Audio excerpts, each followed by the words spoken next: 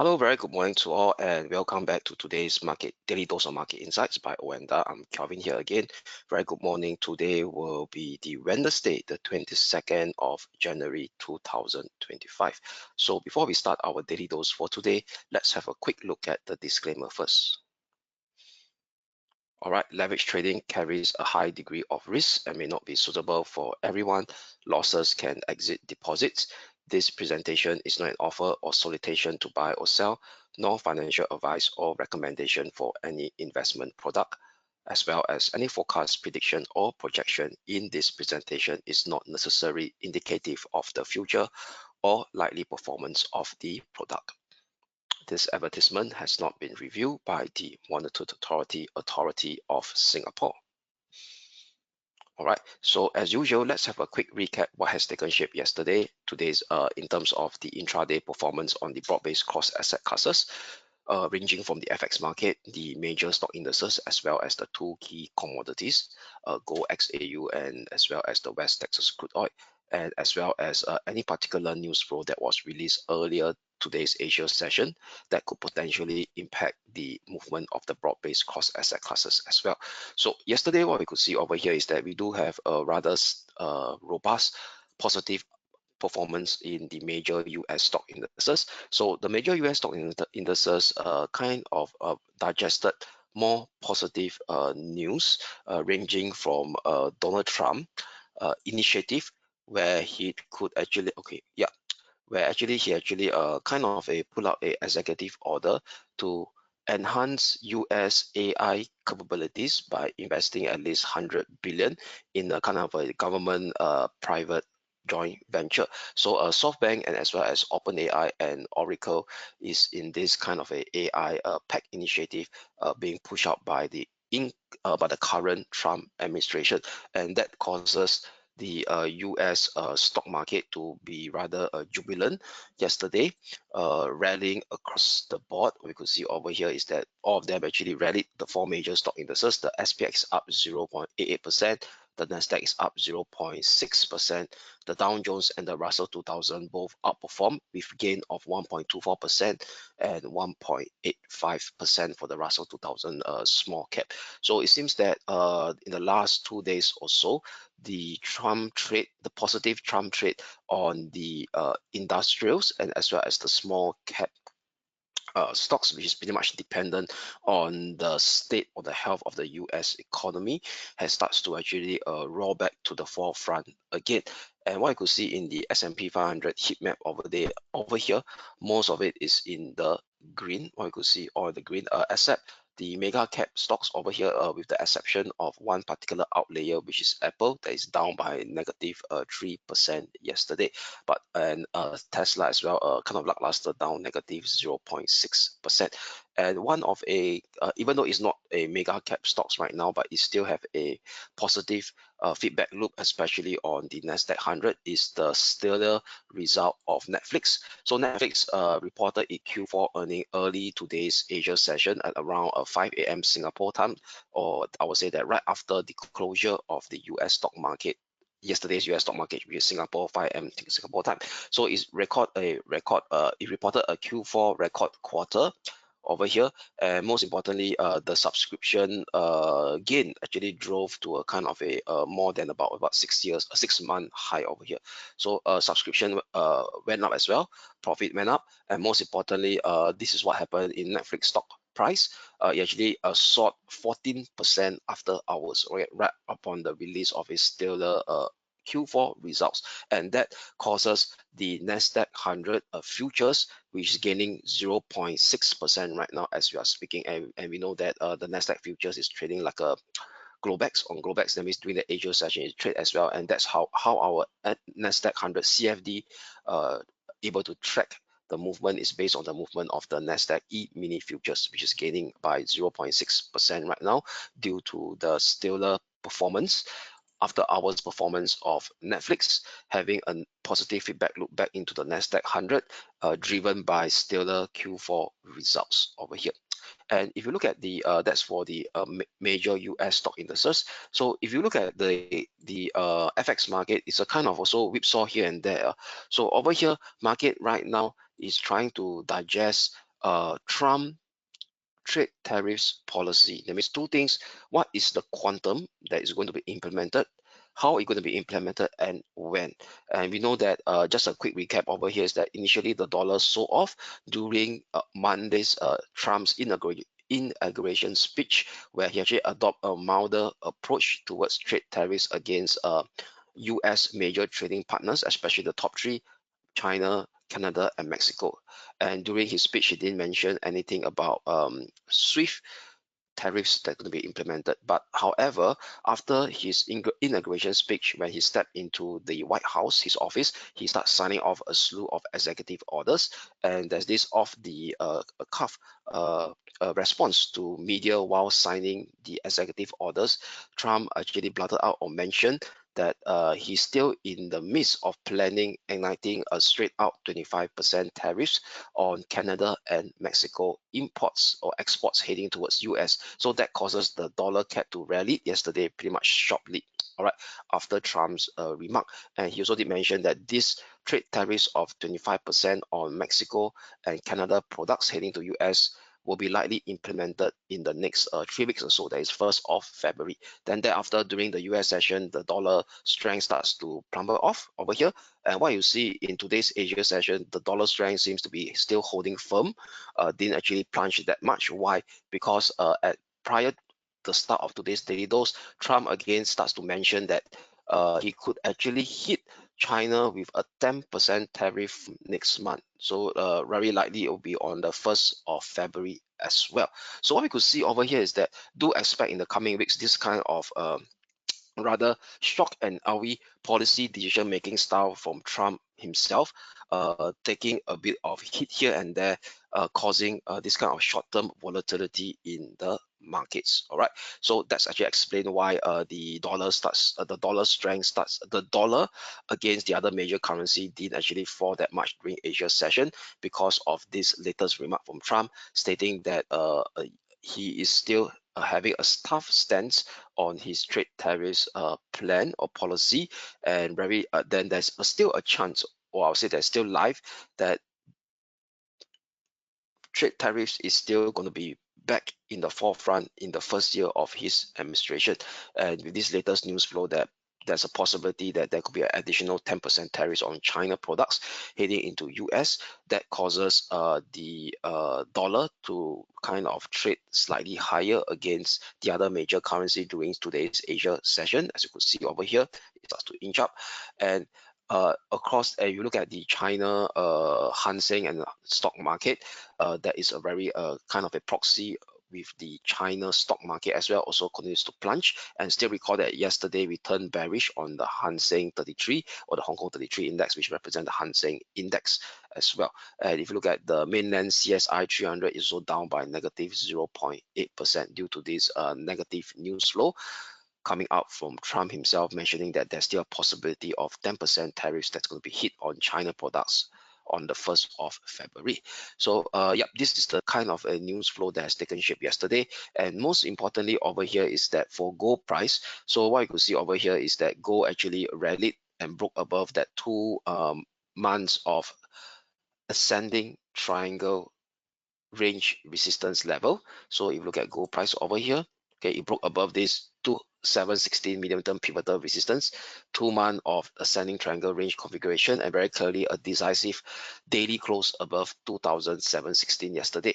So one of the reasons why gold rallied as well is due to the softness of the dollar, and as well as the uncertainty over political international political climate, and as well as the way Trump's implement his trade tariffs policy, that also causes gold to actually rally as well as a form of a hedging tool.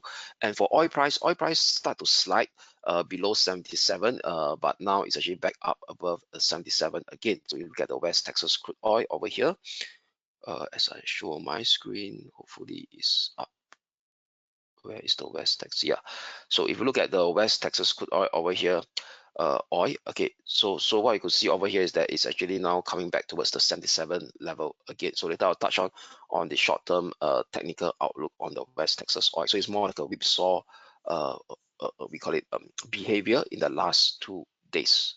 All right, so And as well as another particular event, economic data on share with you is the release of UK data. So UK tier 1 labor data was released yesterday at 3 p.m. So what I could see over here is that the employment change almost came in within expectation. Market is expecting 35k jobs added, came in at slightly 1k above at 36k for the month of November. But however, the unemployment rate tick up higher to 4.4%.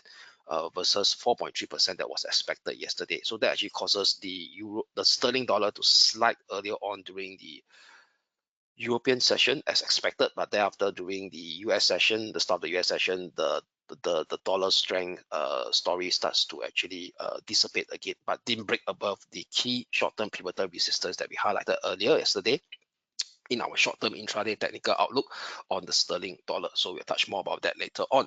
And one more data I'll share with you is early today. Okay, so for Canada as well. So Canada inflation rate actually, core inflation rate actually dropped below the November print of 1.6%. It came in at 1.8% year on year. All right, and if you look at the Kiwi inflation rate over here for the year on year basis, it actually remains on par versus the previous quarter at 2.2% over here as well. So that also explain to us that inflation right now seems to be stabilizing in New Zealand rather than increasing at this juncture. So net overall, after that, we call it 2 days of what I call whipsawish movement, especially in the FX market. Overall, the market expectation of what the Fed is going to do at the end of this month, which is 29th of January, the next FOMC meeting, still remains unchanged based on the Fed funds futures market pricing compiled by the CME Fed Watch 2. So Fed funds futures trader is still assigning a high probability of 99.5%, the case is 100%, that the Fed will remain on hold on the 29th of January FOMC meeting. All right, so market is expecting Fed to stand pat to keep the Fed funds rate stable at 4.25% and 4.5% after 3 interest rate cut last year. And what's interesting on the aggregated basis, where we are able to look at the pricing of Fed funds futures expectation on the stance of the FOMC across the date down this year, is that they are still looking at high chance of only 1 or 2 interest rate cuts. So right now, one cut, the next cut is likely to come in only in June or July FOMC meeting. That means 18th of June or 30th of June. Very low chance you'll see on the 19th of March and even the 7th of May meeting, because market is now looking at only a small chance of 26%, less than 50% chance of 47% that may come in May, to bring it down to 25 basis point lower to 4% to 4.25%. And if you look at it over here, is that there's still a small chance that it may cut before the year ends, but not really that great. It's only 53%. So I'll take it as 50-50 of 10th of December 2025 FOMC meeting. So if you look at the current situation right now, after Trump's inauguration speech and after his kind of a shock and early kind of decision-making process in the implementation of trade tariffs, market is now only potentially looking a higher chance of only 1 interest rate cut for this year to bring it down to 4% to 4.25%. So with that, that could also means that market is still having a kind of a fear that inflation resurgence may actually sit back into US and even the global economy, and that could be in the longer term perspective supportive of a major bullish dollar trend going forward from a multi-month perspective. All right, so that is actually the news flow and its impact on the major cross asset classes performance yesterday on the intraday basis. Okay, so now with that, now let us now have a deep dive now into the short-term intraday technical outlook on the various key cross asset classes, starting with the FX market. But before that, as usual, let me expand my screen so that you guys could have a better view on the charts and levels. So let us start with the euro dollar first. So the euro dollar yesterday, we do have a first support level at 1.0330.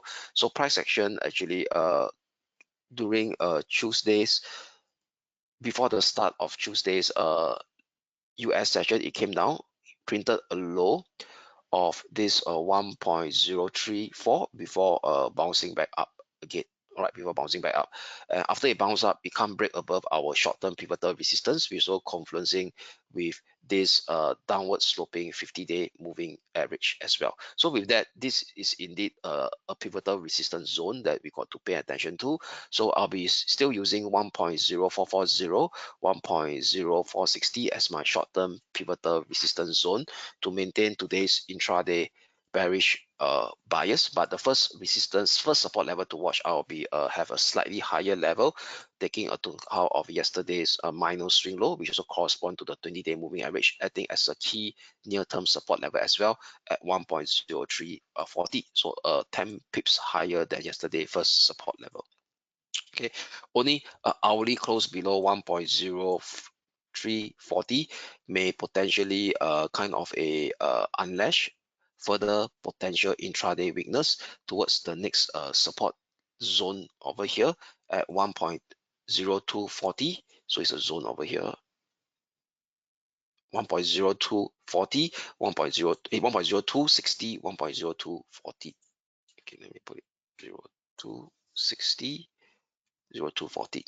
Okay, only an hourly close above 1.04640, that means a push up above this short-term pivotal resistance zone, and an hourly close above it will invalidate today's intraday bearish bias to see the continuation of this mean reversion rebound extending upwards towards the next intermediate resistance at 1.0520 and potentially even 1.06 figure level, 1.06, which is our medium term pivotal resistance level at 1.06. So net overall still using 1.0440, 1.0460 as my short term pivotal resistance on the euro dollar to maintain that intraday bearish bias. But first support level it got to break down will be 1.0340. All right, over here. So what we could see over here is that we also start to see that bearish divergence continues to play out yesterday. Price action start to see a similar high, but on the RSI start to slope downwards a lower high, indicating the lack of upside momentum at this juncture. Now, turning our attention will be the sterling dollar. So the sterling dollar actually came down, hit this intraday low of 1.2230 or 33 before bouncing up during the US session, and thereafter it also start to stall at the short-term pivotal resistance that we have yesterday, 1.2375, 1.2405, and so correspond to the downward sloping moving 20-day moving average as well. And what's interesting over here is that price action starts to shape a higher high, but the RSI starts to flash out a bearish divergence, indicating the lack of upside, short-term upside momentum at this juncture as well. So no change using 1.2375 / 1.2405 short-term pivotal resistance level to maintain that intraday bearish bias on the sterling dollar. First support level to watch out for today will be slightly higher at 1.2230. Okay, 1.2230, that was yesterday's minor swing low. Give a minute, let me put it in writing. Okay, give me a couple of seconds. Okay, let me see. Does it show up? Yeah, good. 1.2230. Okay, only a breakdown below 1.2230 may kind of increase the odds of this potential bearish bias move for today, revisiting 1.2160 next that has been supported since the low of 15th of January, the minor low of 15th of January. However, a squeeze up and hourly close above 1.2405 will invalidate today's intraday bearish bias to see the extension of this mean reversion rebound heading up towards the next resistance level in the first step, 1.2480, followed by 1.2570, which is our medium-term pivotal resistance, and so correspond to the downward sloping 50-day moving average. So in a nutshell, still using 1.2375 / 1.2405 as my short-term pivotal resistance zone to maintain that intraday bearish bias on the sterling dollar, but the first support level it got to break down fast will be the 1.2230 to actually increase the odds of a bearish foothold in the sterling dollar. Now, with that, let us now focus our attention to the Asia Pacific currency, starting with the Aussie dollar. So the Aussie dollar float up as expected and almost hit our first resistance level at 62 62.90. All right, 62.90 over here. So but given that the weak momentum that is being seen on the sterling dollar and the euro dollar, so we know that Aussie dollar also tends to have a kind of a direct correlation with the other major dollar pair. So with this weak momentum that's being seen on the euro and the euro dollar and the sterling dollar, I will have a neutrality stance for today on the Aussie dollar. So neutral between 62.90. Let me put it in writing. All right, and the lower limit will be a rather tight one, which is yesterday's minor swing low that has been tested 2 times, and also the 220-day moving average acting as an intermediate near-term support level as well, which is coming in at a support at 1.2160.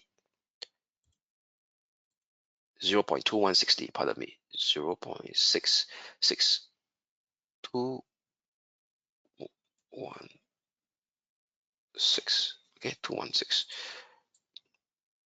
Okay, so neutral between 62.90 and 62.16 for now on the Aussie dollar. So only a breakdown below 62.16 will actually kind of open up the scope for a potential bearish bias on the Aussie dollar.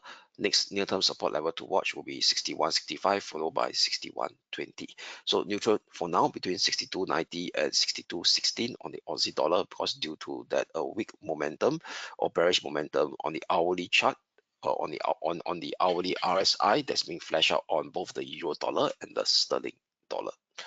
Now, what's next for the dollar yen? So the dollar yen continues to be trading below the 15630 short-term pivotal resistance that we have yesterday. So still no change. Still using 15630 short-term pivotal resistance level to maintain that intraday bearish bias, but support level to break to watch will be at still at this 1515. Okay, let me put it in a more better way. So this is the 50-day moving average. Let me adjust it. 15480, 15450. Okay, so using 15630 short-term pivotal resistance level, maintain the intraday bearish bias. First support level equal to breakdown will be 15480 slash 15480 slash 15450.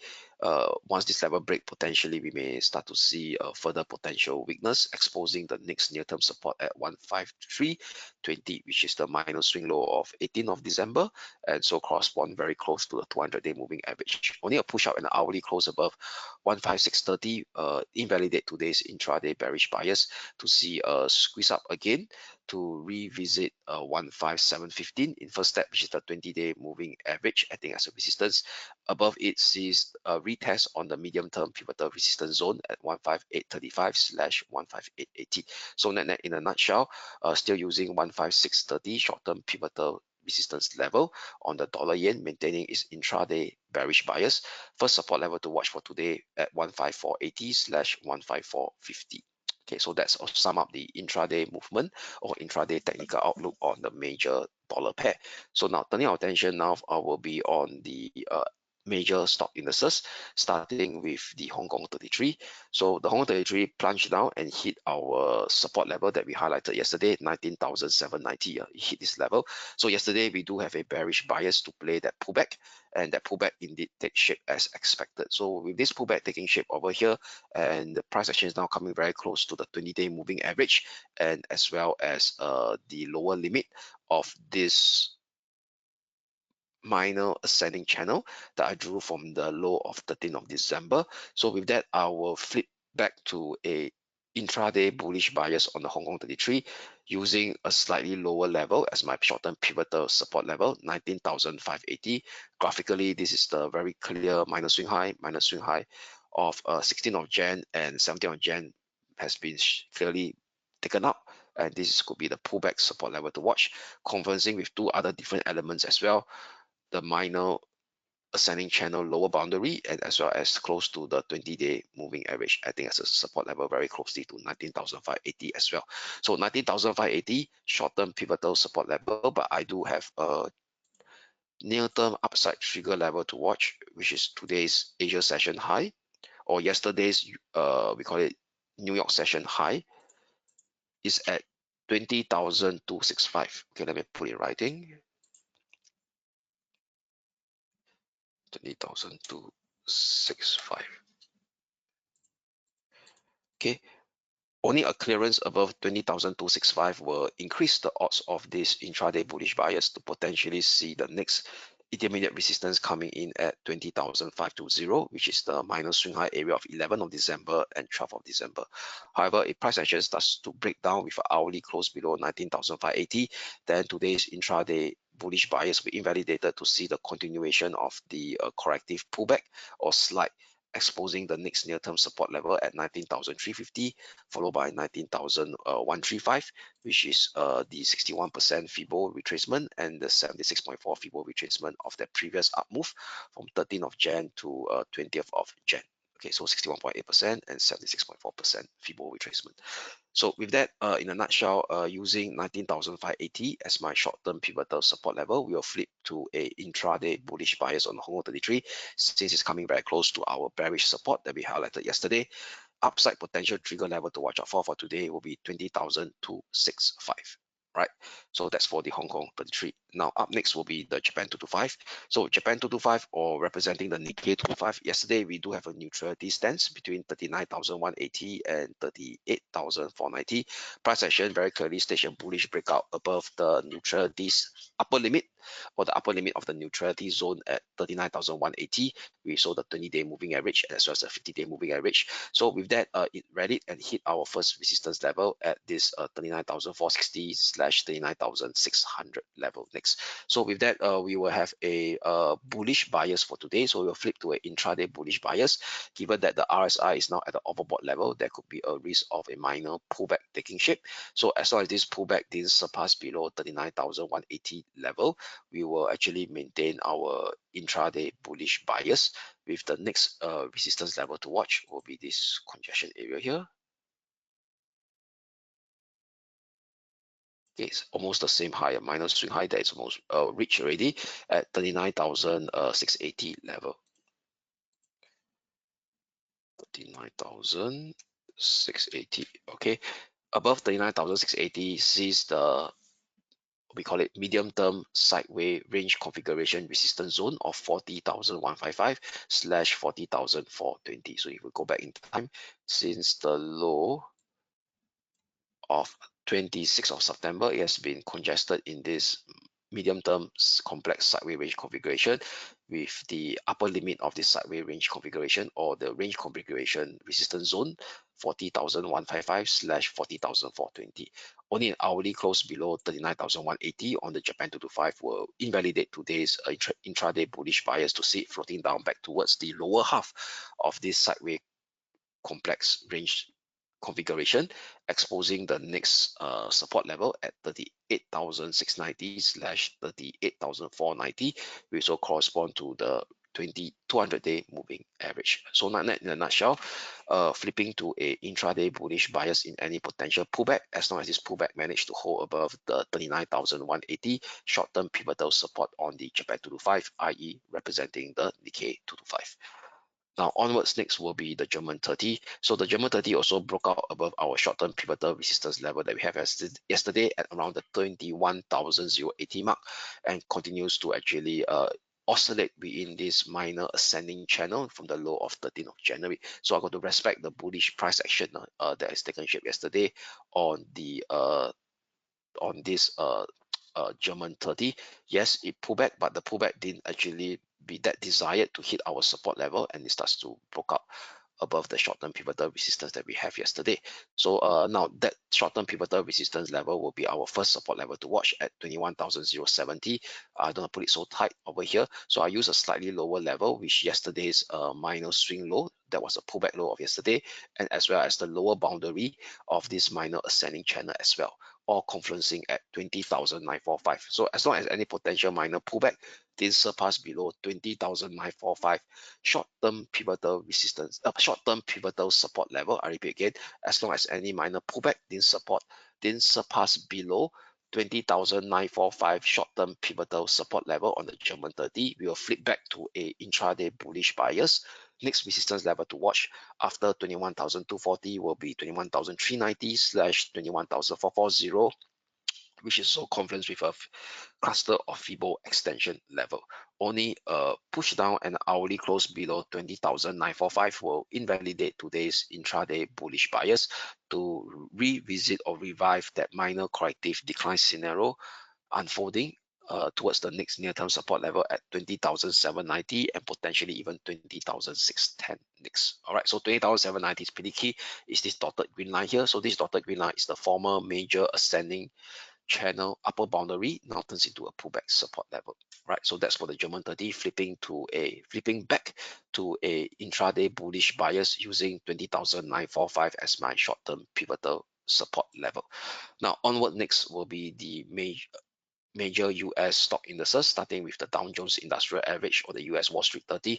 So the US Wall Street 30 yesterday pierced up above our short-term pivotal support level or short-term pivotal resistance zone, invalidating our intraday bearish bias. So we got to respect the price action. Hourly RSI is really in the overbought level. So during the European session, there could be the start of a minor pullback as the US session starts to kickstart later today. So as long as this minor pullback didn't surpass below this short-term pivotal support zone, which is 43,730, 43,600, this will be the 50-day moving average that is acting as a near-term support level as well. So as long as this 43,730, 43,600 short-term pivotal support zone holds, we will flip to a intraday bullish bias on the US Wall Street 30. With that, we got to respect the positive price action.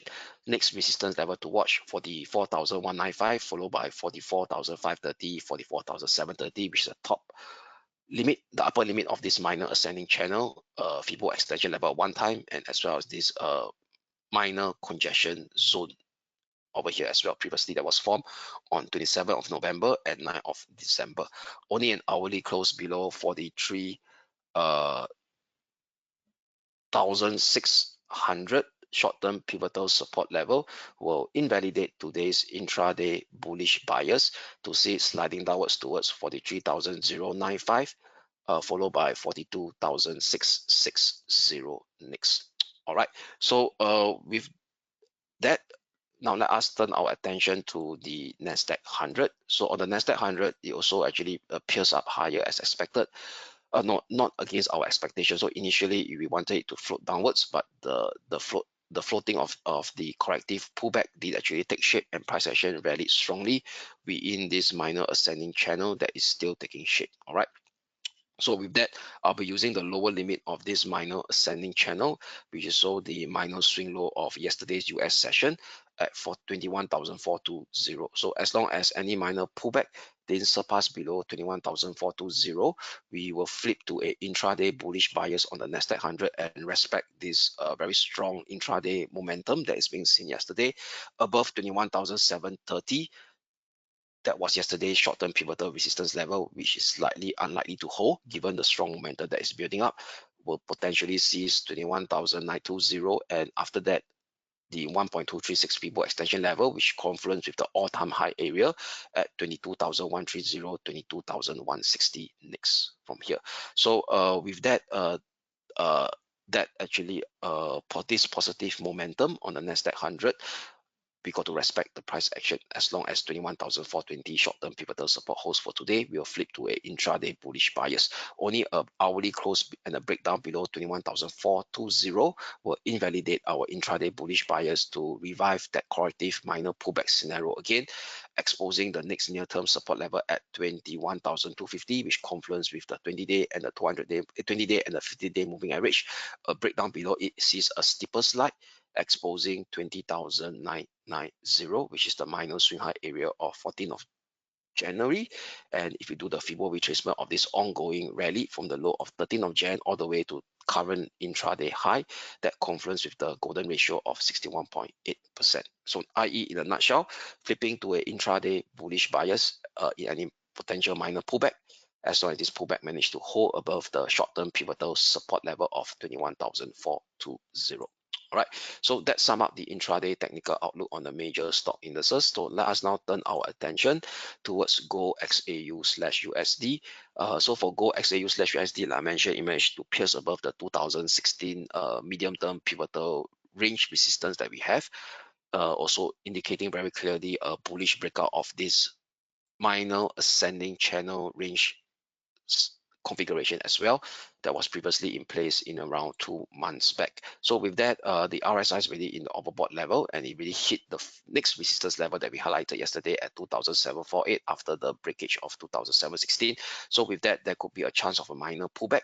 So minor pullback, first support level to watch will be 2730 level, around this level here, but I don't put it so tight. I'll put it at the key breakout point yesterday, which is 2716. So the key breakout point now turns into a key pullback support, will be at 2716. So 2716 short-term pivotal support level for today, flip to a intraday bullish bias in any potential dips. Next resistance level to watch will be 2772, which is the minus the congestion area here of 30th of October, and the all-time high area at all-time high level at 2790 next. Only hourly close below 2716 will invalidate today's intraday bullish bias, and as well as jeopardize yesterday's bullish breakout from that 2 month range configuration to see the corrective decline scenario unfolding back again, exposing 2068 and potentially 2670 as well, slash 2660, which is confluencing with the upward sloping 20-day moving average. All right, so that's for the gold XAU/USD. So with that, let us now take a look at the West Texas crude oil. So West Texas crude oil over here, it pulled back. The pullback takes shape and managed to bounce right exactly at this dotted line here. So what's this dotted line? This dotted line, if you go to the daily time frame chart, is in fact the pullback line of this former major descending triangle range resistance from the high of 28th of September, now turns into a pullback support level. So with that, since it's managed to hold over the pullback line, and it managed to whipsaw around the 7670 short-term pivotal support level that we have yesterday, we will actually maintain that intraday bullish bias with a bit of a tolerance, a bit of excess on the downside. So this excess will be yesterday's minor swing low area over here. Okay, will be at 7615 level.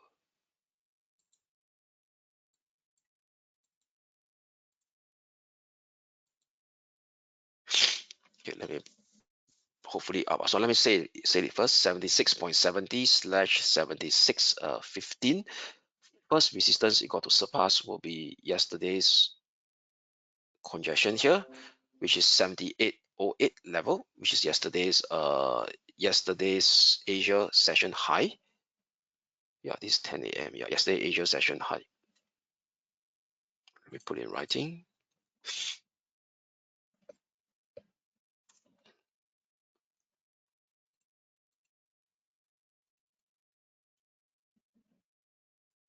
Okay, it's not showing up. Give me a minute. Gosh. Okay, give me a few seconds. Hopefully it works. Yeah, good. 78. Oh God, what is going on? Oh, it. Okay, so this one. Let me. There's an excess here. 15. Okay, so a bit of excess over here, 7670/1515, short-term pivotal support for the West Texas oil. First resistance you got to surpass will be 7808. Above this level, potentially or sees 8090 as well.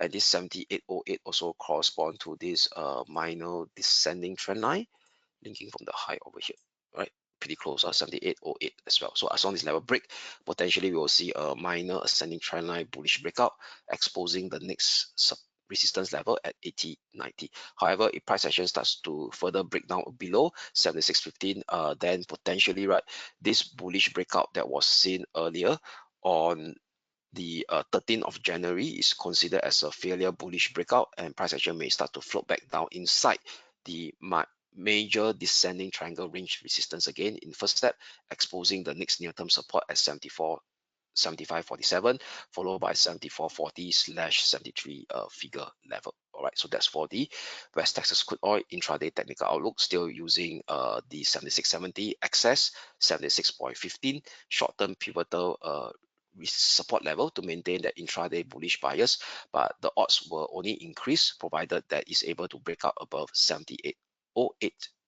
intermediate near-term resistance level on the West Texas crude oil. So that also sum up the intraday technical outlook on this broad-based cross asset classes. So before we go, let's have a quick look at the economic calendar. What are the data to look out for today? So today will be Wednesday. So Wednesday is a rather quiet day across the globe over here.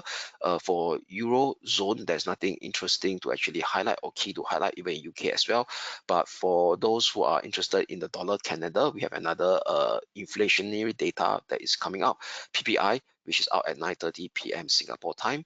Then thereafter, followed by US, we have the US Conference Board Leading Index for the month of December. That's going to be out at 11 p.m.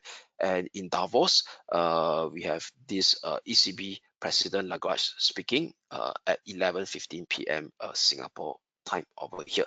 And that's in terms of the economic calendar. And one thing I want to highlight over here is the earnings. So we know that US earnings season is still underway, and Netflix reported its earnings in today's Asia session. So at the start of today's US session, that is actually very likely in the start of the US session, P&G and Johnson & Johnson will report their earnings. All right, so P&G and Johnson & Johnson do have a significant weightage in the Dow Jones Industrial Average that could potentially impact the movement of the US Wall Street 30. So something to look out for today as well. So with that, that will sum up today's Daily Dose of Market Insights. I'm Kelvin here signing off, and I wish you all a great day ahead, and we shall speak again tomorrow. Thank you.